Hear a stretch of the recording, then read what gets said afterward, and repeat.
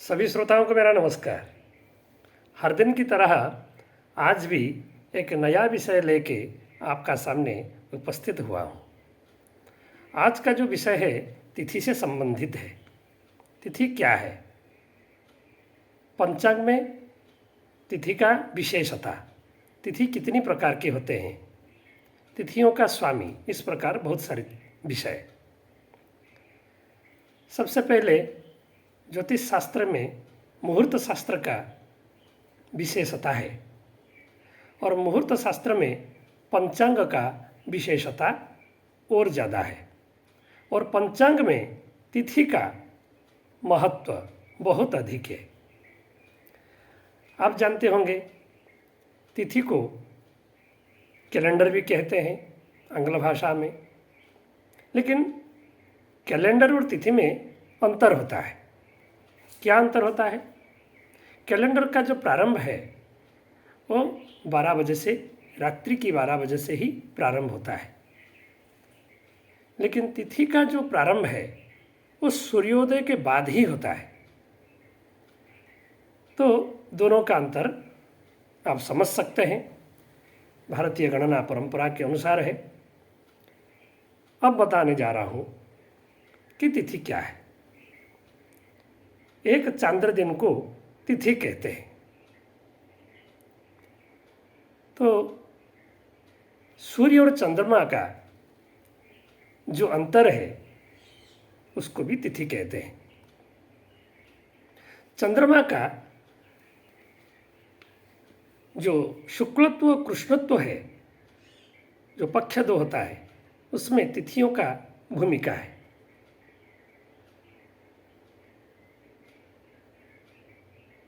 चांद्रमास जो होता है वो 30 दिनात्मक होता है, क्योंकि पंचदश तिथि कृष्ण पक्ष में, पंचदश तिथि शुक्ल पक्ष में होते हैं। कैसे होता है?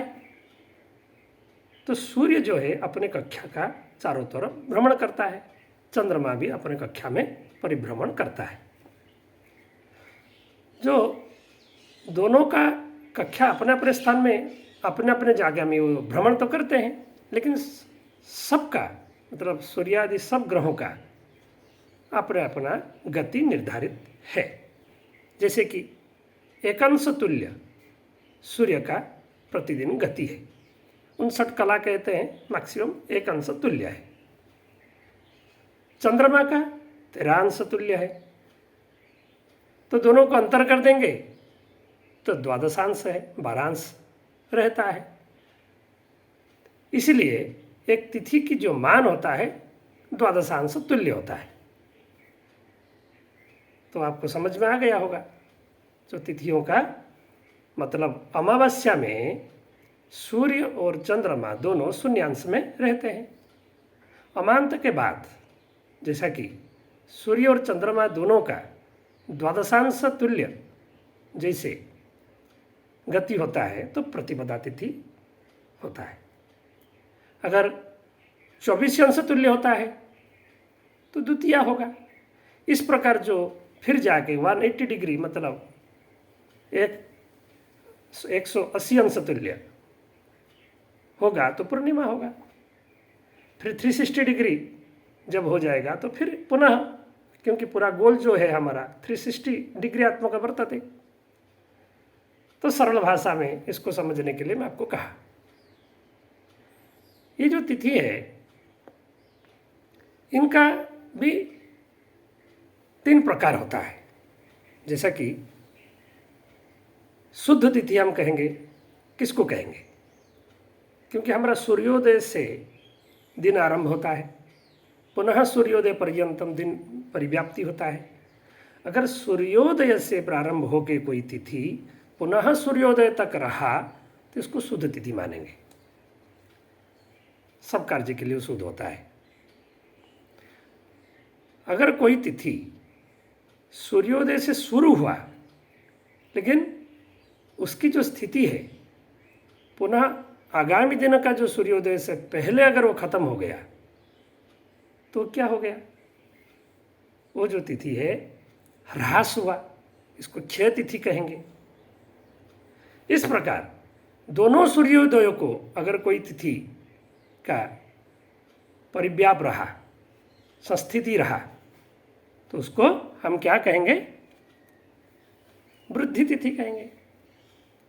तो ये तो हमारे ज्योतिष शास्त्र के अनुसार जो है सामान्यतः ये प्रकार 3 मानते हैं। धर्मशास्त्र के अनुसार इससे भी अधिक है, वो 6 प्रकार मानते हैं, वो विषय भिन्न हो गया। तो ये तो सामान्य रूप से आपका सामने में परिचय प्रदान किया, लेकिन इसका स्वामी भी होते हैं। तिथियों का नाम होता है प्रतिपदा, द्वितीया, तृतीया, चतुर्थी, पंचमी, षष्ठी, सप्तमी, अष्टमी, नवमी, दशमी, एकादशी, द्वादशी, त्रयोदशी, चतुर्दशी, पूर्णिमा। फिर इस प्रकार जो है शुक्ल पक्ष में जैसे गया, फिर कृष्ण पक्ष में ऐसे चलेगा, फिर प्रतिपदा से अमावस्या तक। इसी प्रकार पंचदश तिथि शुक्ल पक्ष में, पंचदश तिथि कृष्ण पक्ष में, मिलके 30 तिथि होता है, एक चांद्रमास बनता है। वस्तुतः ये तिथियों का स्वामी भी निर्धारित किया गया, इसी से शुभ कार्य संपादित किया जाता है। जैसे तिथि शावन्निकौ गौरी गणेशो ही गुहो रवि शिवो दुर्गान्तको विश्वे हरि काम शिव शशि। तिथि शावन्निक गौरी, तिथियों का स्वामी, इसका मतलब स्वामी। बन्ही मतलब प्रतिपदा का स्वामी जो है वो बन्ही है, अर्थात अग्नि है।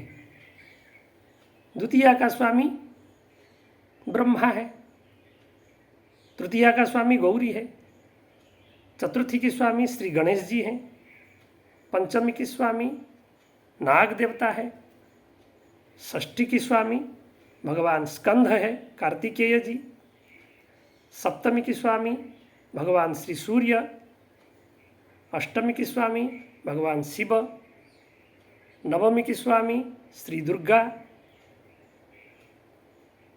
इसी प्रकार कहा गया है तिथि शावन्निका गौरी गणेशो ही गुहो रवि शिवो दुर्गान्तका विश्वे हरिकाम शिव।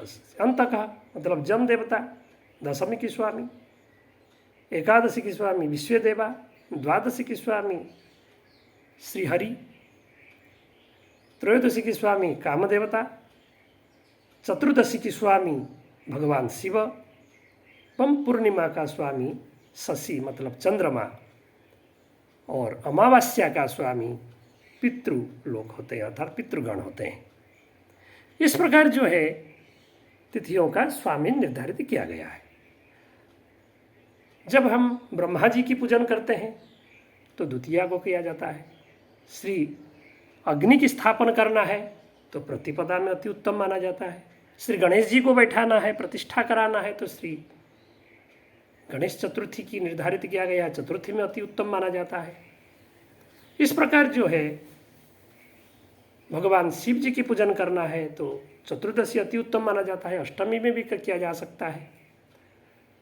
तो विश्वदेवा जी की पूजन करना है, पितृलोकों को पूजा करना, इस प्रकार जो है तिथियों का शुभाशुभ को आपको विचार करना चाहिए।